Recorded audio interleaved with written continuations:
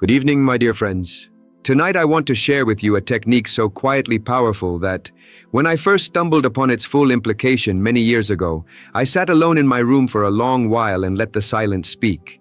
It is a practice I have shared in lecture halls in Los Angeles and New York, and once in a small candlelit room in Barbados where the sea murmured outside the open window. And yet, of all the techniques I have given you, this one is perhaps the most underused. Tonight that ends. Lean closer, my friends. Let me tell you what I mean. Somewhere in this great city, two men sit alone tonight, each in his own quiet room, each preparing for sleep. The first man has spent the day rehearsing a single sentence to himself. He has whispered it under his breath all morning. He has affirmed it before the mirror. He has written it on a small card he keeps in his pocket. The sentence is some version of, "I am the man I wish to be." And he has spoken it, my friends, perhaps 300 times today. And he is tired. He is not yet what he affirms. He has begun to suspect in some hidden corner of himself that the words have lost their grip on him. The second man has not spoken to himself once today. He has done something altogether different. 3 or 4 times in scattered quiet moments he has closed his eyes and listened. He has listened to the voice of his closest friend. A voice he knows perfectly with all its rhythms and warmths and slight imperfections, congratulating him on the very thing he most desires. He has heard that friend say his name. He has heard the surprise, the gladness, the slight rise of pitch when good news is told. He has heard with the inner ear what could only be said in a world where his wish is already an accomplished fact.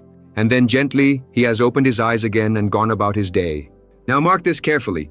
The first man has been the speaker. The second man has been the listener. And of these two, my friends, it is the second who will see his world remake itself, and remake itself far sooner than the first. Why? Why should listening be more powerful than speaking? Why should imagining the voice of another carry more weight than your own affirmation repeated 100 times? It seems strange. It almost seems backwards. And yet there is a deep reason for it, and tonight I want to unfold that reason before you with the care it deserves. Let me tell you of a young woman I met after a lecture in San Francisco in 1949. Her name was Eleanor.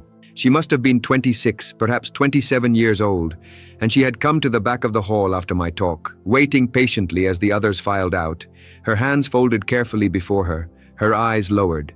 When at last we were alone, she spoke, and her voice was very small.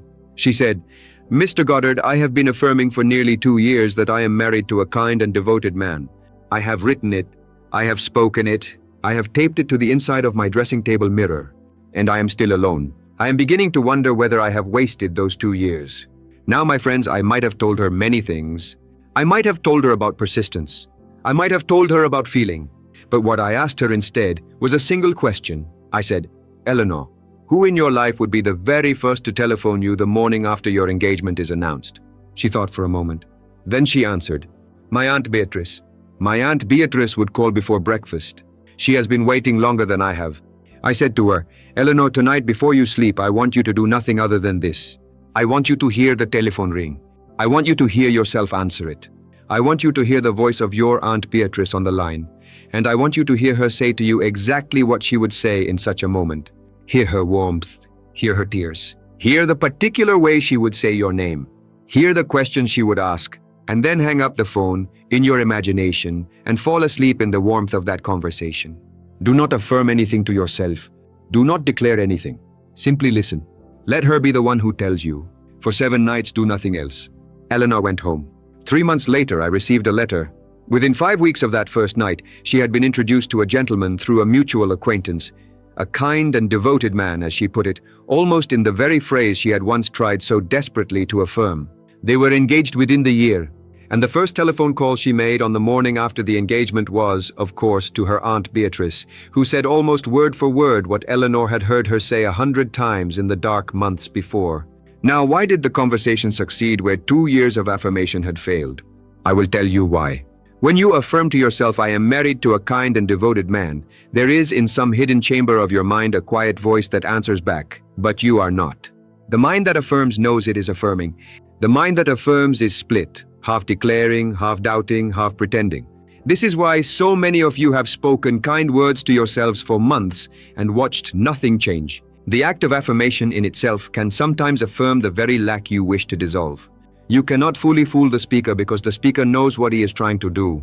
But when you hear another voice, a voice that is not yours, a voice you have known for years, a voice with a tone and a rhythm and a familiarity all its own, speaking to you of your wish as already accomplished, something altogether different happens.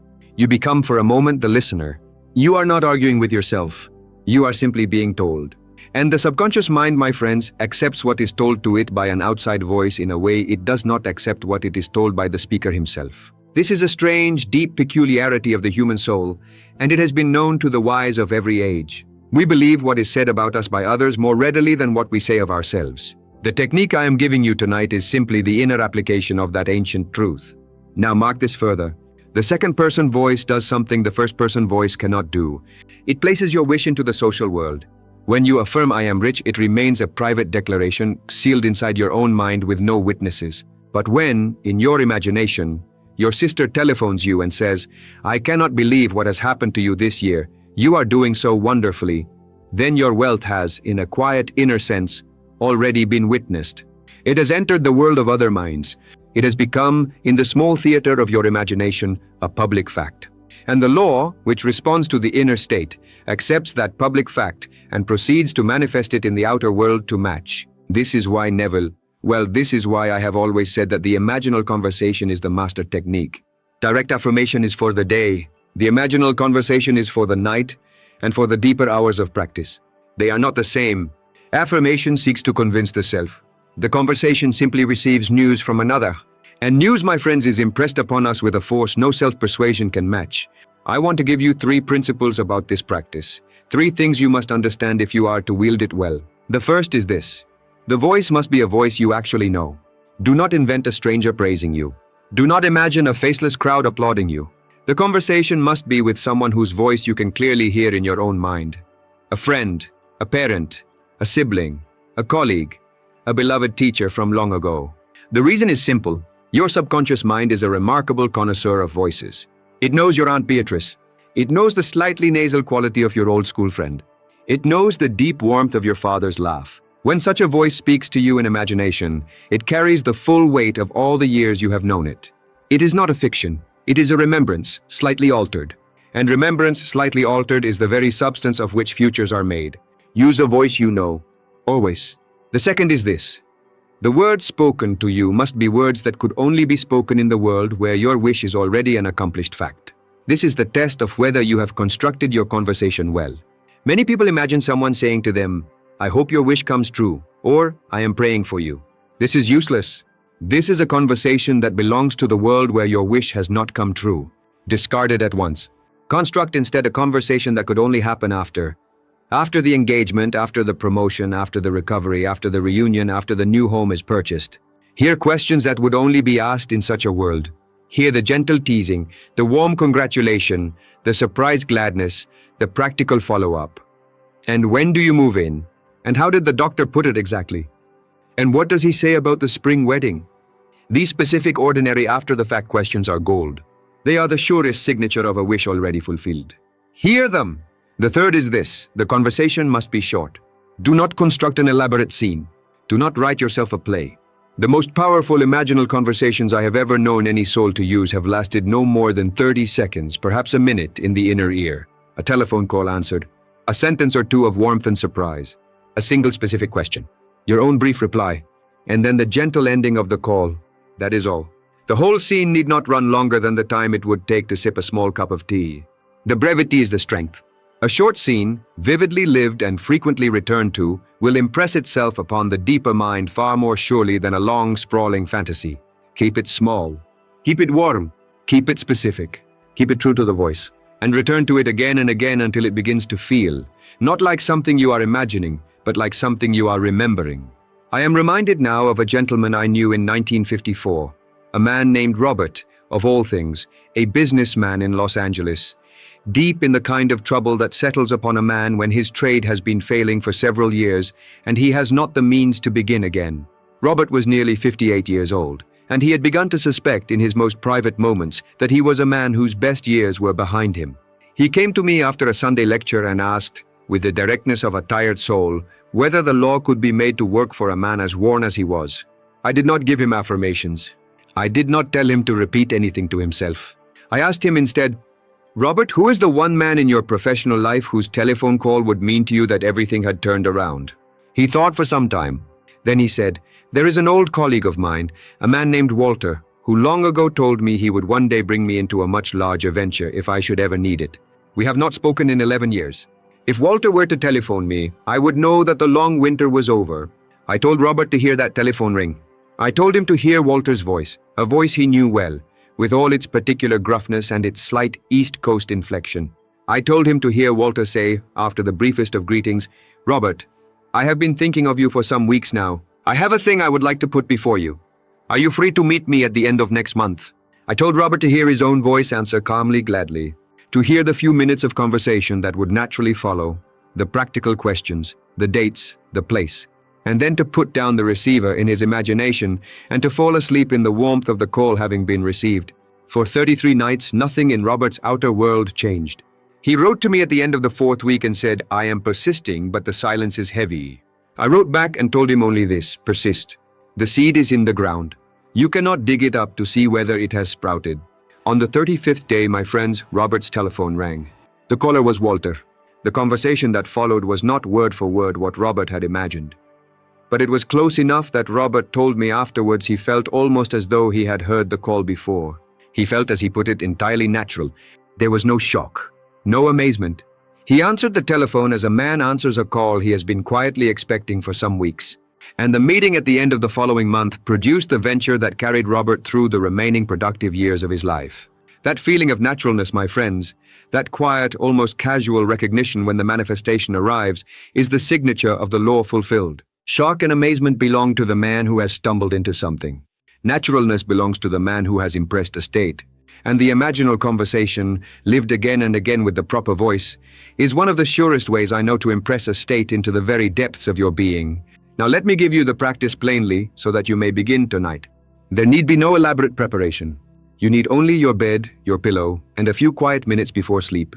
Lie down, take a single slow breath, and ask yourself this question: who in my life would be the first to call me, or speak to me, or write to me, once my wish is fulfilled? Pick one person. Do not pick a crowd. Do not pick a vague figure. Pick one specific person whose voice you know. It may be a relative, a friend, a colleague, a teacher, a doctor, a former rival. Whoever it is, the voice must be one you can hear with clarity in the inner ear. Now ask yourself, what are the words that person would say to me in the world where my wish is already an accomplished fact? Not, "I hope it happens." Not, "I am praying for you." Words that could only be spoken after. Words of congratulation. Words of warm surprise.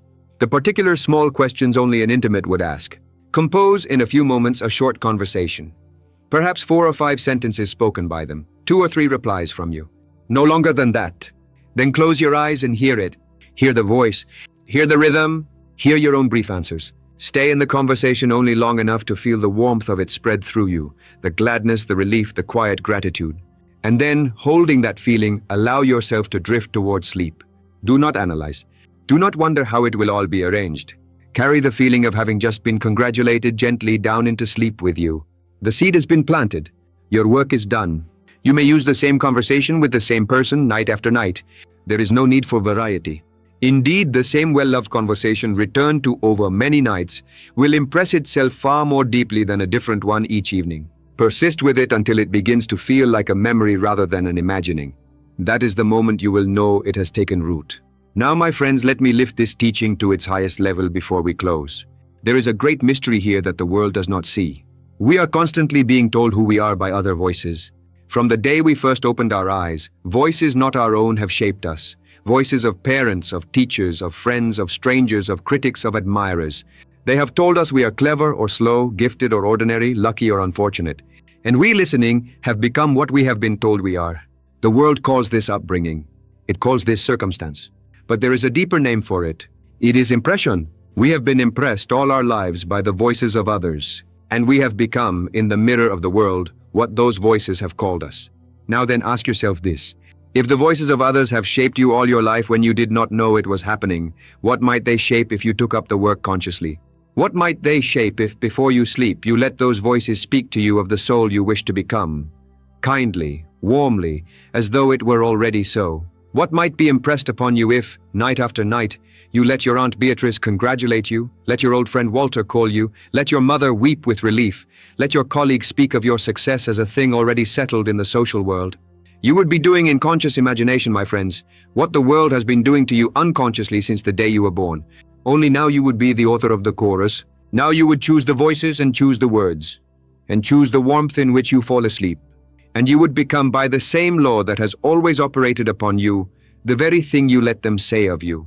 There is no more powerful technique that I know of in the whole vast garden of imagination than this one. Use it tonight. Remember the two men in this great city. The first man has spent the day speaking to himself, and is tired, and is no closer to what he wishes. The second man has spent 4 quiet moments listening to a voice he knows, telling him what is true in the world he is preparing to enter. The first man falls asleep alone. The second man falls asleep in conversation. And of these two, my friends, it is the second whose tomorrow will bend, and bend gladly, to meet the news he has already received. Be the second man tonight. Be the second woman. Choose the voice. Compose the call. Hear the words spoken, and let yourself fall asleep in the warmth of having just heard from a voice you trust that everything you longed for has come to pass. The law has never failed a soul who tested it honestly. It will not fail you. Good evening, my friends. This is Neville Lectures. I shall see you again in the next